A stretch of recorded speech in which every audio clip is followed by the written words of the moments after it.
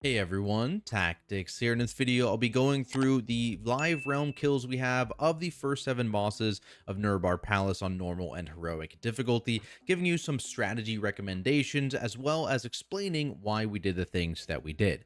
Queen Ansarek is not going to be included in this video, but I will be putting out a standalone video only going over her mechanics and strategies in the next couple of days, so make sure you are subscribed and on the lookout for that.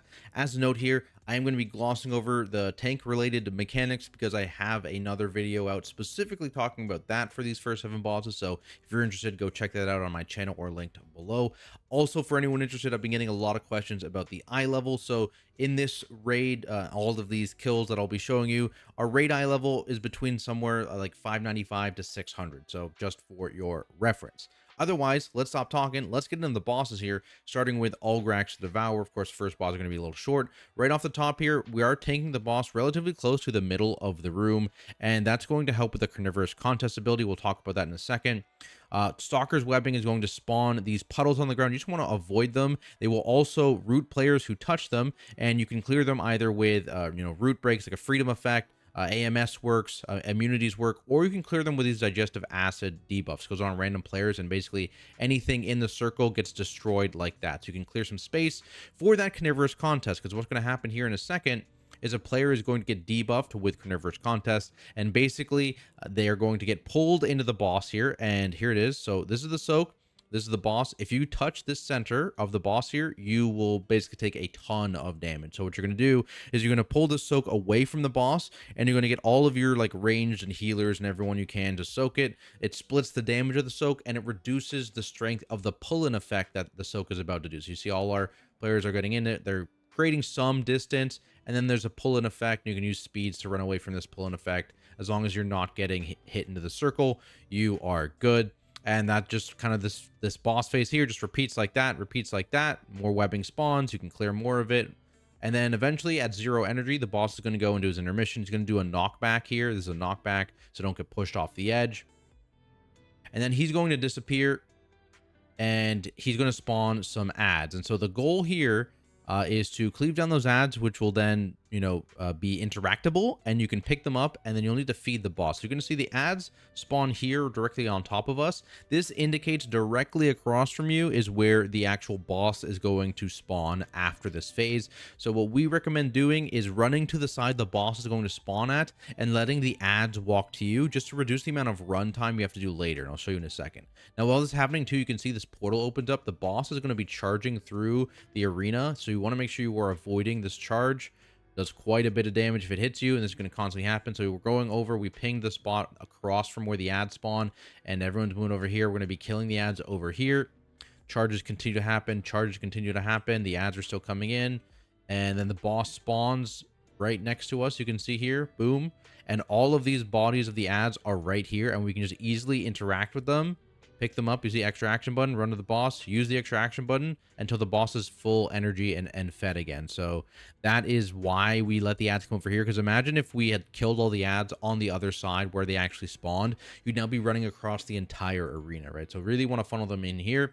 And now we're just going to find a decent spot. If you had an immunity, you could just clear wherever the boss spawns of these webbings. But we, I believe, moved the boss just slightly to get a clearer spot. Yeah, we ping over there. And we're going to move the boss a little bit just to have some initial open space we have to deal with. And then the phase just repeats. So that's the first boss. Quite straightforward, quite simple. Bloodbound Horror. So in this boss, immediately you need to split your raid into 2 groups evenly. 1 tank, even healers, even DPS in each. And you can see we have two assigned. And basically, one group is going to get to deal with the ads downstairs, and the other group is going to be upstairs dodging stuff. And so essentially, you see there's these purple spawns. This indicates where the ad spawns. So the group that is going down wants to go towards these orbs. Basically, the tank is going to point a frontal.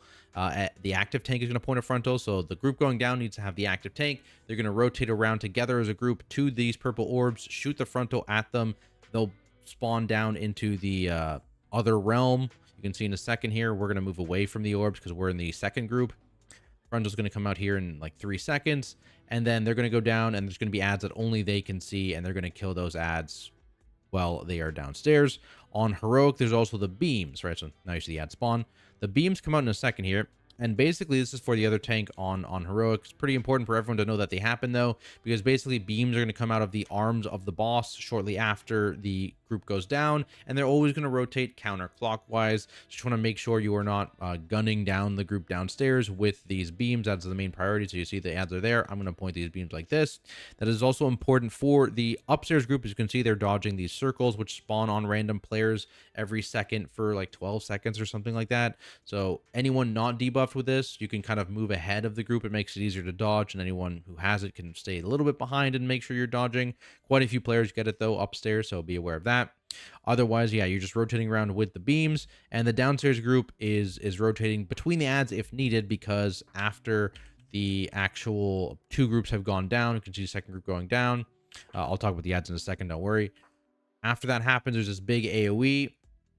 And after this big AoE has happened, you get an additional ad spawn in the downstairs group, which can be in a different location than that main cluster. And so now let's talk about what these ads are. And this is an example of that, actually. You can see the main clusters with the purple orb, but there's a second ad spawn over there. So let's look at the ads themselves. Let's go me downstairs. Here it is. We point at the ads. Boom. There's three different types of ads. You've got the Lost Watcher here. That's the tank ad. Pick that up. Tanks can keep it solo kicked on their own. No worries. Harbingers are the important ads for killing because they spawn blood horrors constantly. These blood horrors, if they touch the boss, is basically a wipe if too many. I think it's like a damage increase or something like that. So you do not want those blood horrors to touch the boss. So use CCs, stuns, knockbacks, slows to prevent that from happening and cleave them down. Damage should be focused on the Harbingers, and Lost Watcher should be the lowest priority ads. You're going to see, I'm going to kick this guy, bring him over to the Harbinger, and we should be focusing these Harbingers. They are the most important ad. We might have actually got our damage wrong. Actually, I think the group is actually focusing the Watcher in this one, but trust me, focus the Harbinger. There you go, we swap, and then now, when the first Harbinger's dead, I can then move to the second Harbinger, right? And then you can keep cleaving. And the goal here is to kill every single ad before your debuff expires, because in 15 seconds, we basically get pulled out, and if we missed an ad, then this Harbinger, for example, if it stays alive, it's going to keep shooting horrors into the boss, which is very, very bad. You don't want that. That is bad. And otherwise, though, again, this fight is just repeating. You know, the group comes up, we run away, fear the second group, and then you repeat again. Boom, you go back. First group goes down, second group aims the beam, second group goes down, first group aims the beam, repeats. So that is Bloodbound Horror. And then we get to Heroic Sikran. All right, so this boss quite straightforward here. You see we have 4 markers down on the ground here just to kind of indicate where you want to point the actual charge attack here. So just fast forwarding to it. You can see people get indicated with a line above their head just before the phase blade cast. It always targets 4 players, and you just want to try and drop these towards the edge of the platform, not on top of each other, because it does cleave. Especially on heroic, it'll spawn extra of these simulacrums that are about to spawn here from the phase blade targets. If anyone else is in the path, so get out of the path of this phase blade. And the line is indicated here, as you can see on the ground. Dashes between everyone, and he spawns a simulacrum. And then basically, these simulacrums need to be hit by the decimate casts. Otherwise, they're going to be a big problem for you later. Decimate's going to go out on a couple random players. That was too late. So Decimate's going to come out here. Again, an indicator is going to be, I think this one's blue, though. Yeah, there's the blue indicator there. It shoots out in a line. So you want to try and hit as many of these guys as you can. We hit 3 out of 4 there, not the end of the world. We got most of them. You can see it puts a dot on the entire raid for each one hit. And it spawns puddles on the ground. These last 2 minutes on normal, but are permanent on heroic, so be aware of that. And then we just rotate slightly to leave more space for the next drops of the actual phase blade. That one, there you go. Phase something, you know. There you go. We just drop it next, and it just kind of repeats like that. And the reason why you want to try and hit all 4 of the simulacrums each time with Decimate is because Shattering Sweep happens here in a second. And that's like the big 100 energy cast. I think we actually missed them. So this one's very scary. We end up committing a lot of defensives here because we have 3 of these guys up now because we missed 2 sets. And so basically, Shattering Sweep deals a big hit. It is a 15-yard AoE you need to get out of. Otherwise, you take a damage amp and get knocked. And if there's any of these simulacrums up, they get detonated and they get a damage increase compared to the regular detonation, which is why you are incentivized to kill as many of them as possible before this happens. Like this is heroic. This is the hardest hitting thing probably that we've had to deal with, except for like the second last boss, because we just messed that up, right? So you do really want to make sure you are hitting those clones with Decimate. Otherwise, that's pretty much it, right? It's just the damage is from that dot from detonating them. There's a tank combo, and there's some swirlies to dodge. Otherwise, just rotate around in a circle, dropping these puddles off on the edge, detonating them, repeat. So pretty straightforward boss here, all about kind of execution and killing the boss as quickly as possible. Then we've got Rasha'nan, very, very similar to the Dawnbreaker version of this boss here. We've got, you got the circles. Players, get out, drop them off, break the tether, deals some party damage when they break the tether. Spawns these web puddles. The waves then go out. Now it's on 2 players on heroic. I believe it's 1 player on normal. Not 100% sure. It might be 2 players on normal still. So that's something to be aware of there. When the waves touch these web puddles, they do turn into acid. There's the web. There's the waves. You can see 1 goes left, 1 goes right. That is always the case for heroic, at least. So you want to make sure the player on the left, again indicated with the green on the left, moves over to the left of the raid. Player with the green on the right moves to the right of the raid, and that shoots the waves harmlessly away. Everyone else is in the center, of course. And then, of course, that'll shrink these puddles, make them into acid puddles. These acid puddles actually hit quite hard, by the way, so be aware of that. The new mechanic is the ads here, coming up in a second. On normal, these just will spawn. On heroic, they spawn on specific players with like an AoE around them. So you're going to see here, several players get this green circle around them. So you need to loosely spread, or just loosely move away from the group. Don't go super far, because you're going to drop ads. So you want to be just relatively close. You can see relatively close here. Like that was probably too far, and I'm just going to walk in. Any CCs are good here. They're always going to initially hit those players. So if you get targeted by this, use a defensive. But otherwise, AoE stuns. You see I AoE taunted here to get them onto me. Mass grip is super good here. Any kind of CCs like that, just to group these ads up. And then otherwise, the main thing is just the intermission here, which is 30 seconds. Or no, I lied. That one's wrong. Boss just flies away, shoots a bunch of swirlies. You need to get a kick on the boss here. Boom. And then boss flies away again. And now this is where the boss is going to stay. This is where the boss is going to stay. So you get another kick here, and you can milk this kick too. You don't need to do it instantly. And it sometimes is good to milk it because there are slower classes, especially on heroic, coming in here. And there is a soak that happens on heroic difficulty. On normal, there is no soak. On heroic, there is a soak. And it's very important that every single player in your raid gets in this soak whenever it happens, because it does reduce damage and it does a reduced pull-in effect. If only a few people stand in this, you'll get pulled completely off the platform and just get sent. So as many people, ideally your entire raid, in that soak. It really doesn't hurt too bad, and the pull-in does almost nothing if it has your entire group.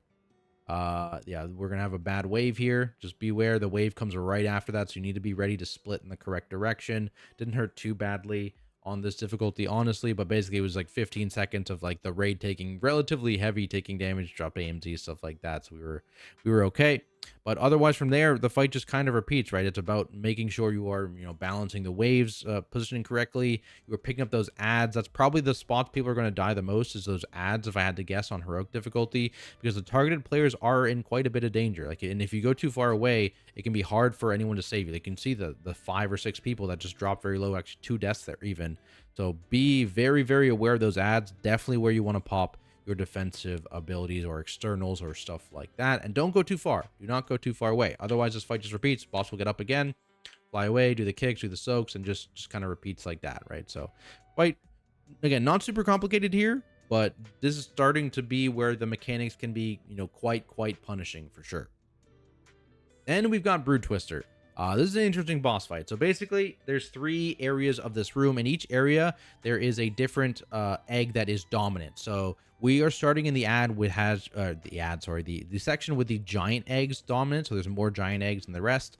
This section over here has more small eggs than the rest. That's the hardest section. Recommend that one last. This section over here has medium eggs as the most dominant. That spawns worms, basically, that you have to keep kicks on. I recommend going there second. And here, again, like I said, ginormous eggs. This is the tank ad. So this is where I recommend going first. Basically, what happens here is shortly into the fight, boss is going to run to the closest container. And this is going to do, raid damage, spawn swirlies, healing absorbs, that kind of thing. So this is where you want to use like healing CDs for throughput. Make sure people are alive. And this is going to be starting to fill with goo now. So this is the closest area to the boss. This area starts to fill with goo. If the goo touches any of the eggs or touches any of the ads, you take a lot of damage over time. So it's very, very scary. It didn't seem quite wipe worthy with one, but you want to avoid it as often as possible.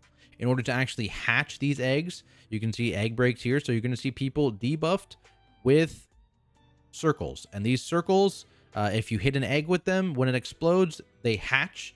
And so then the egg disappears and spawns the ads, and then you can pick up the ads and they move away from the puddles. So how we handle this, Bigwigs has an automatic function that will mark players with this debuff. So, or, you know, you can see here, there's a diamond above their head. I can see over here, whatever that is, triangle. And so what we did is we went to the Bigwigs, we looked at what those symbols were, and then we manually placed the markers for those symbols on the egg. We had one player assigned to manually place those markers. That's how we did it. So you can see here, the purple person went to the purple egg, green to green, blue to blue, that person to green, whatever. Well, you know, that's the whole goal, and X to X, and that's how we handled it with Bigwigs. We had a conflicting weak aura for a bit. There's probably going to be a weak aura that might do this better, but when we tested this, or when we killed this boss rather, the weak aura and Bigwigs were really conflicting. So we just opted to use the Bigwigs and manual marks. There might be a map weak aura too. And, you know, that spawns these ads. Tanks pick up the big spiders. You want to cleave on top of the worm. And if there's any little ads, those guys are the big priority. Those guys are, here, I'll fast forward to find them. These guys fixate random players. And then after the fix, actually, we might miss this one. Oh no. Okay. Continue. No one saw that. Here we go. So these guys fixate random targets, and if they reach them, they will infest them, dealing dot damage, and then at the end of that dot, spawning 2 more parasites. So you want to lock these guys down. Again, AoE stun super good. Mass script into AoE stun super good.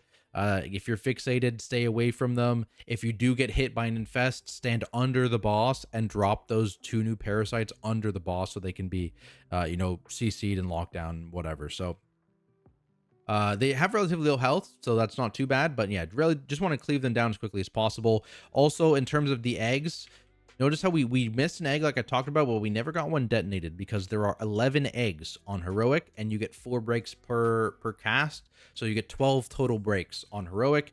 On normal, I think only 2 people get debuffed, but the eggs are in pairs.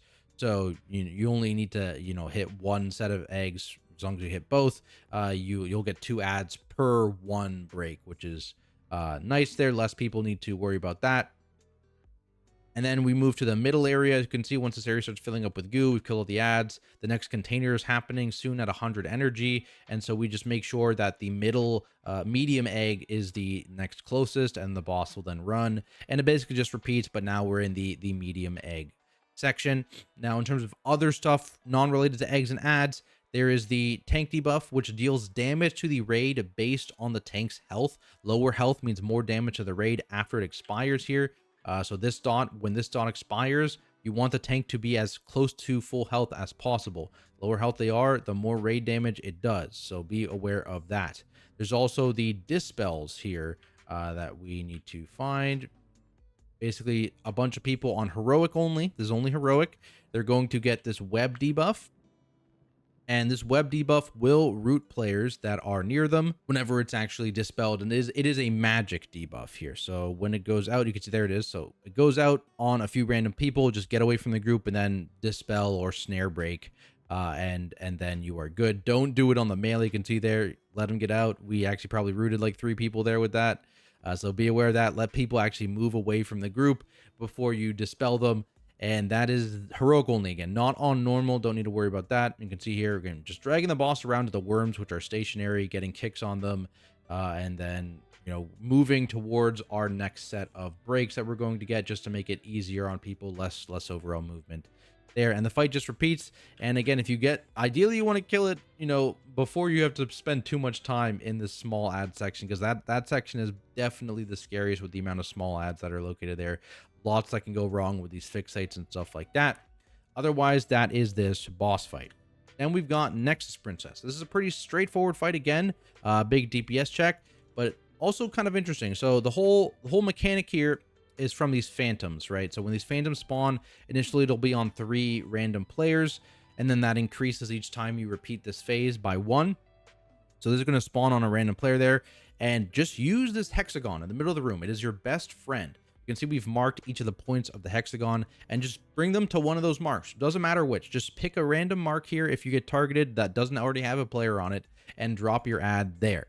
That is where you want to do it. And now what's going to happen basically is shortly after this happens, you're going to get a big pull-in effect, and the boss is going to drop an additional one of these, not phantom, but a rift, directly in front of herself. So the tanks now have some control and can correct for where players have placed these ads, because the next part is like a big gravitational pull. So we're going to move here because there's no ad over here, and we want an even pull. So we're going to drop the rift here. Boom. Now all of the phantoms turn into rifts, and now everyone gets pulled in. Boom. So everyone's getting pulled in, everyone's getting pulled in, everyone's getting pulled in. And that's going to happen 3 times per phase, except now the phantoms exist. So what's going to happen now, instead of spawning new phantoms, these phantoms are going to target random players and dash at them. So boom, there's the dash lines. And so what we're going to do now is try and point these directly away from us. If you can't get directly away backwards, you can move it to the left or right here. Again, trying along the hexagon if you can, but ideally just move it straight back towards the wall. And now again, tanks watch, we'll look at where the mobs are and correct and put the next rift to have an even gravitational pull. So we're going to be moving up there, dropping the rift here, and it should be a relatively balanced pull here with all these rifts. And that's just, you know, again, 3 times. Now there's going to be another dash, another set of rifts, and then it goes into the intermission. Now, outside of that, in this phase, there is going to be a pretty important heroic mechanic, which spawns orbs. Basically, if you get hit by any mechanic, this is on normal and heroic.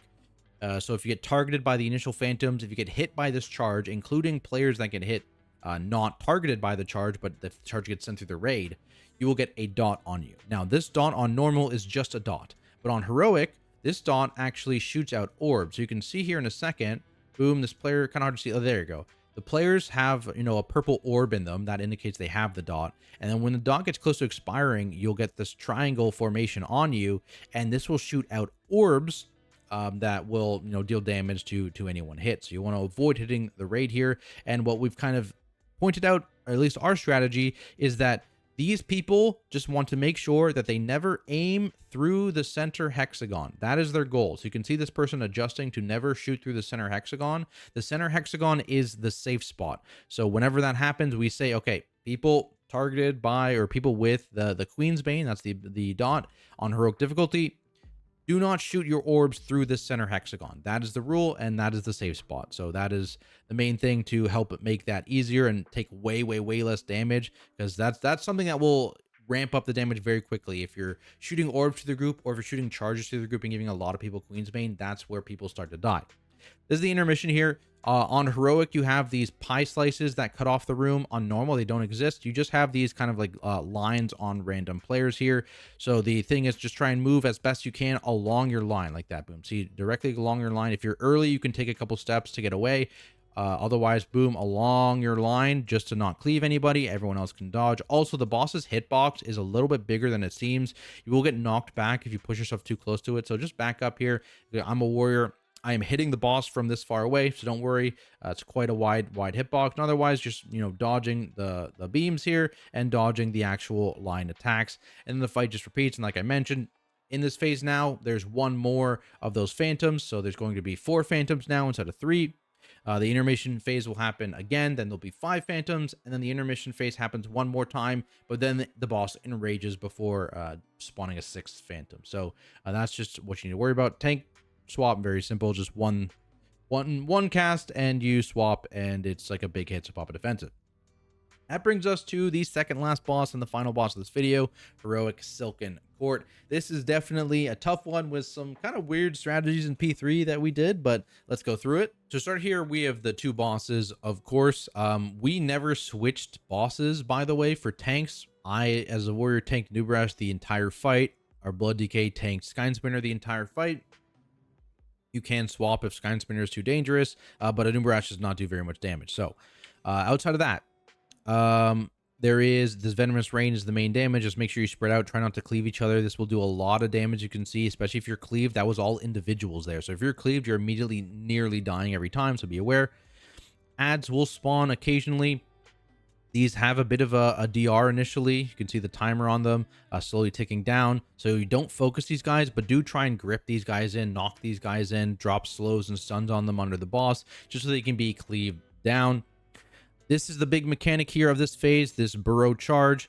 Basically, how you stop this is using these puddles here. When a player touches this puddle, it'll spawn this tether between them and one other person also in this puddle. So what you can do is you can have pairings assigned, and they can both go to a puddle. One person touches this, they'll get tethered together. And then this tether, which also deals pretty heavy ticking damage, can be dragged across this charge line to stop this charge. On normal, you only need one tether. On heroic, you need 2 tethers. We always sent 3 tethers for safety, but it's not required. I recommend doing 1 more tether than it is required. So on normal, assign 2 groups of people to do it. On heroic, assign 3 groups of people to do it. And the boss stops and you get a damage amp. So hit the boss here, big damage amp, boom, boom, boom. Otherwise, pretty straightforward phase. We just always try and drag a Nubarash whenever possible to Sky Spinner to maximize cleave. The bosses do share health, so just bonus free damage if they're on top of each other here. And otherwise, you know, there's just a frontal to dodge, not too much to talk about there. The tank debuff is a poison in this phase, so you'll want a poison dispel, babysitting them to get rid of it as much as needed. And then when the bosses reach 100 energy here, after 2 charges, there's going to be 2 charges in this phase to deal with, then you will have the first intermission. Here's the charge again, boom. Damage amp phase. And then here's the actual intermission here. Lagging, there we go. The one boss disappears, Nubarash disappears, Sky Spinner gets empowered, and so basically this is just a little dance where it spawns 4 sets of these frontals, and you just want to stand beside the first set that gets spawned, ideally not in the second set. So you can see here we're in the 4th set that got spawned. This is the first set. The first set's going to blow up. We're going to walk into it. Just repeat that until you've defeated the shield. Also throughout this phase, while this shield holds, you get hit by this blast the entire raid, and it stacks up this debuff on you. So more blasts in this phase deal more and more damage. So if you, the longer this phase goes, you may need to start putting a defensive potentially on the end of this phase. If you get hit by like a 5th blast or something like that, can be quite scary. 4 blasts seem to be fine, I think, for us in here. And I don't know if we even got the 5th blast. We get the 4th one here coming shortly after. There it is, but it wasn't too bad. And then we push the phase before the next one happens. Note when you do push the phase, if this dance is in motion, it continues. So the phase is over now. The dance is continuing. So be aware. Make sure you do finish that dance. And now we're in phase 2. The tank thing is now a magic dot, by the way. So you now need one specific healer designated to dispelling the tank. Again, ideally, if you have a healer with a poison dispel, do that. And they will dispel the Sky Spinner tank on cooldown. And then from here, the Sky Spinner mob got empowered ability. So there's no longer the charge you have to deal with the web, so don't worry about that. But there's a couple other things to deal with. Web Vortex is the big one. Boom, it pulls in everyone in, and it binds everyone with a random partner. This is what the web thing looks like, by the way. This big white circle you can see, that's the tether length. So if you ever get out of that length, it snaps your tether. And so just instantly whenever this happens, break that tether to reduce the raid damage. You can see this ability hits very hard. You want to break that and then run out of the circle around the boss as well. That's the big thing about this phase. This boss also has a frontal in this phase as well, so there's 2 frontals now to worry about. There's still adds, of course, so try and group those up as you can so your grip's coming in. The other thing is these debuffs. So we have magic debuffs that go out on 3 players.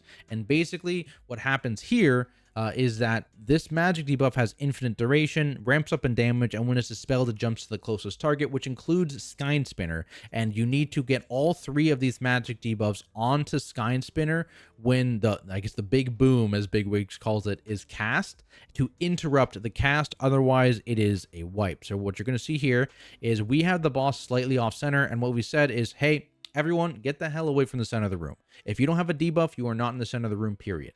We have 3 healers assigned to dispels, 1 to the first dispel, 1 to the second dispel, 1 to the third dispel. Again, they have to be different than the healer assigned to the tank dispel because these are all magic dispels. So keep that in mind. You need 4 healer dispel assignments in this phase and the next phase. And then we just called individual players here, the big boom's getting cast. To get under here, you have like 12 seconds to get all 3 dispels here. You can also pre-dispel if you wanted to. The debuffs have like an 8-second duration, I believe, when you actually dispel Sky Spinner. So if you really wanted to put one early, you could do it now, right? You didn't have to wait for the cast to happen, but you can actually, it's 12-second duration there. So you have some time to do it early, and each successive dispel will actually extend this. So you can't even do 2 relatively early as long as you stagger them a little bit and just save that third one.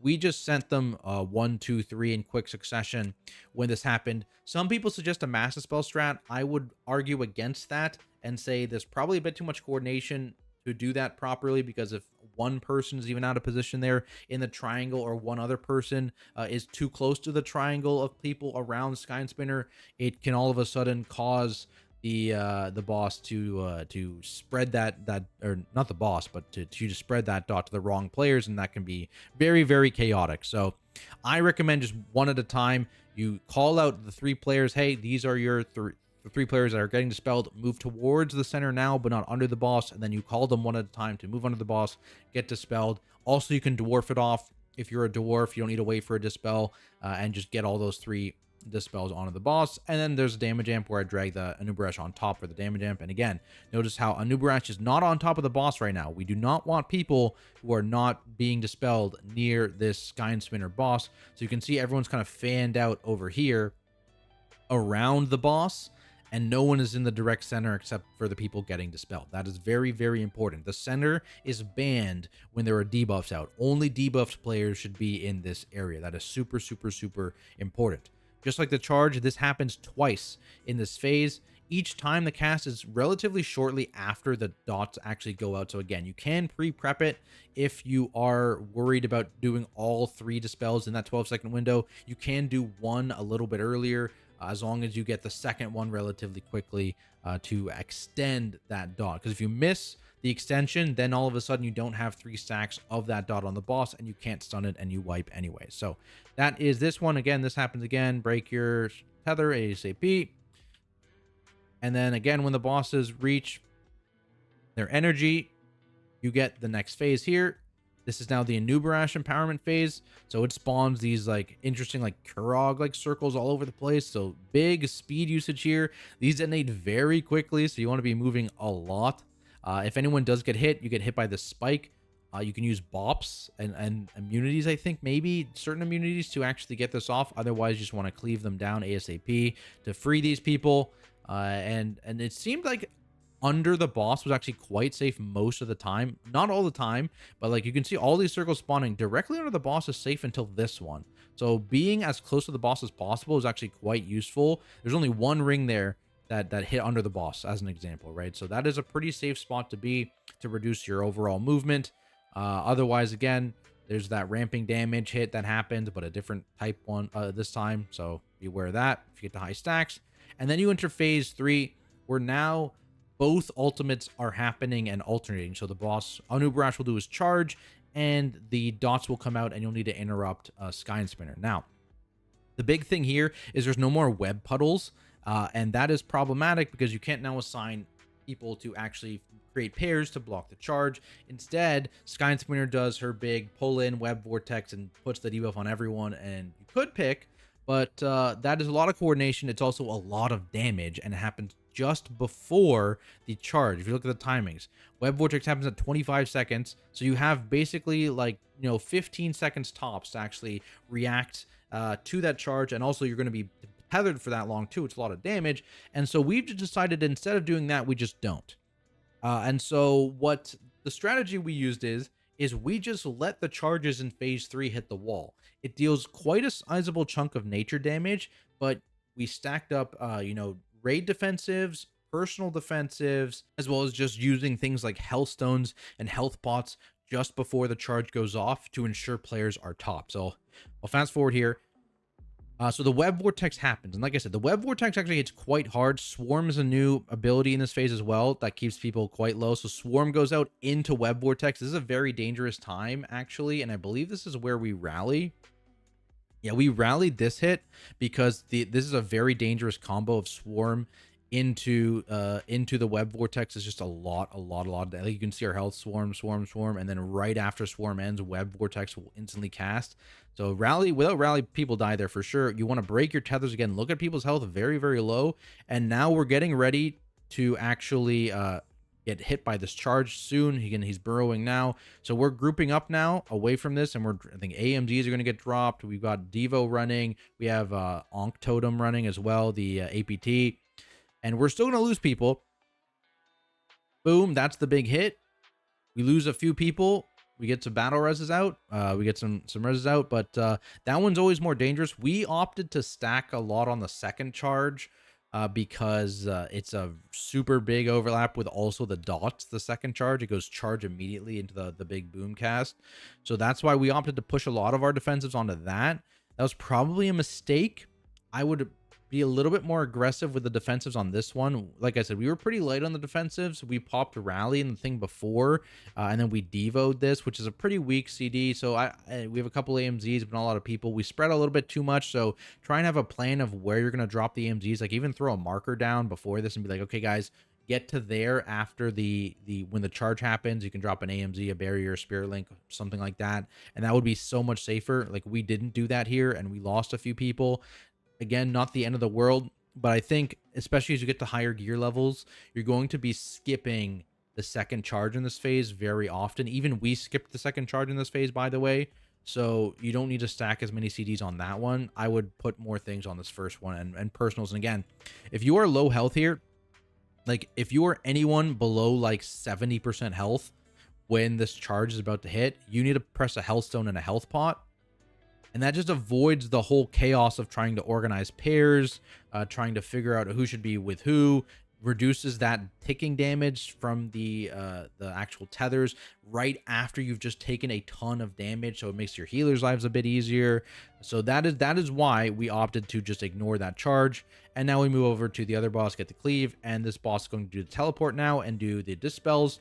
So then you have to do the dispels. And again, otherwise same abilities. Boom, there's a teleport. Get our 3 dispels. No, center is banned for anyone not with a dispel. And then as soon as the actual thing happens, boom. Try and group on top. He's doing a cast, so it's whatever. And then it just kind of repeats one more time, basically. There's going to be a charge into the boss teleporting in the middle of the room, and you're just trying to kill the boss, ideally before that overlap. That is the scariest overlap for sure. So you want to make sure you are avoiding that if at all possible. But that is it, guys. This one is a long one for sure, and hopefully it helped you out. If it did, make sure you subscribe. I'm going to have a lot more guide content coming. Like I said, normal and heroic Queen Ansarek in a couple days, as well as mythic raid guys starting next week when that difficulty is released. As always, of course, I need to give a massive shout out to all of my amazing Patreons for their continued support, and I'll see everyone in the next video.